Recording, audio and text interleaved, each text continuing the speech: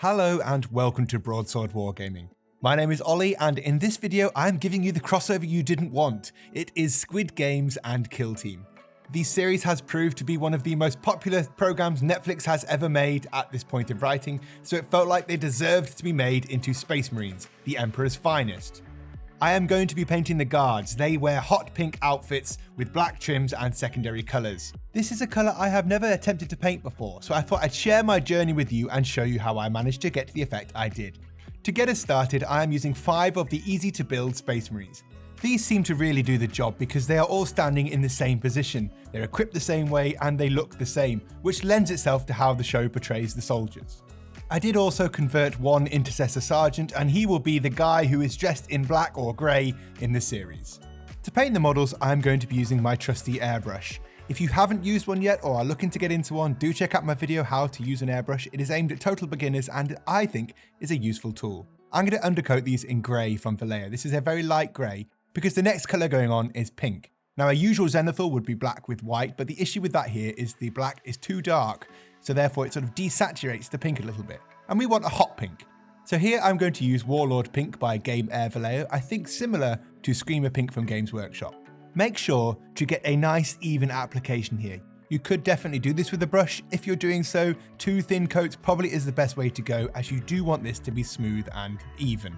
It will make up the general colour of the model. We will call this our mid-tone. To make it look a bit better though, we want to make sure we get some colours underneath and above. To do this, I'm going to use Xerius Purple. There are definitely Vallejo or Scale 75 or any other paint colour equivalents. But what we're doing here is getting a nice thin coat and building this up in layers below the model. Now what this is going to do is it's going to make the pink look a bit nicer, and the good thing about the Xerius Purple is it has a splash of red in it. Go from underneath the model and start to put this in areas where you think it will add some interest to the miniatures, under those knee pads, under the arms and a splash in the face. When you're happy with the placement of this purple, it's time to move on to the highlight. Here we are going to use Squid Pink by Game Air Vallejo or Emperor's Champion Pink if you're going Games Workshop. You now need to be quite accurate. You want to pick up where the light is going to hit the model, so you are aiming from above generally, and you are getting the back of the heels, the top of the backpack, the top of the shoulder pads, a bit of the face. And to make it really stand out, I added a splash of white in there as well, and I went over those extra tips.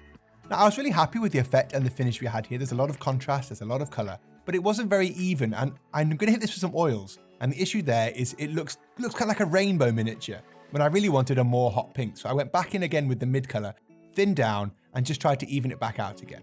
It's a subtle difference, but it's one that I feel makes a difference. This shot here from behind the models really shows you the variation in colours we have. We have a dark purple up to an almost bright pink white.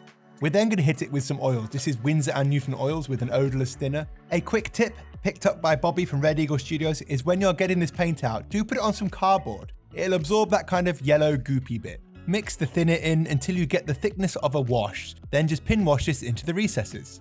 I had hit this with a gloss varnish first just to make sure the oil paint flows a little easier. The main advantage to using oil paints is you get a little more time to play with it.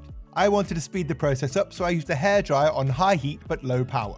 Then if you have any pools of oil or somewhere you want to make sure it's clean, dip your brush or a cotton bud into the thinner you used and just wipe it away. It comes off, it leaves you with really nice recesses and the models look nice and clean. The pin washing helps separate the models, separate all the plates up, and now you can start to see some of those colours. They're more vibrant and they're popping a little bit more. This is because they are against the darker colours. Now it's on to detail filling. Rather than using straight black, I'm going to mix it with Caliban green. Green is opposite pink on the colour chart, and also this just means if you start with black, you have nowhere else to go. Keeping these on theme with the Squid Games series, I'm going for black shoulder pads, black face plates, black guns, and I'm not really going to add any more colours to the models. With them at this stage, they're starting to come together. They are looking like Space Marines as well as like the Squid Game series. Edge highlighting. I'm going to use Dawnstone Grey here to finely edge highlight all of the black stuff. Don't go all the way around to all the darkest areas, just try and think about the light, try and think about where things are going to hit the miniatures.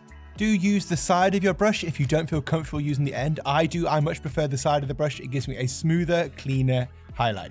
Of course, take all of my tips with a pinch of salt because they're just my experience and how I've learned to paint. I have to say, I'm quite proud with how these models have turned out. The highlights are something I've not done so much. I've managed to get a nice black on the Sergeant, and the purple armour has just separated really nice when you've used the oils.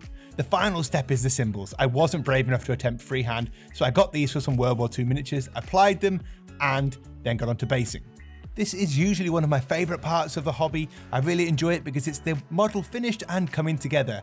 I am using the Geek Gaming Fast Dry Basing Glue along with a base ready. It is available from my store, broadswordwargaming.com, down below in the links. I'm EU based in Ireland, so if that's where you are, do come on over. We have miniatures, basing stuff, everything you need.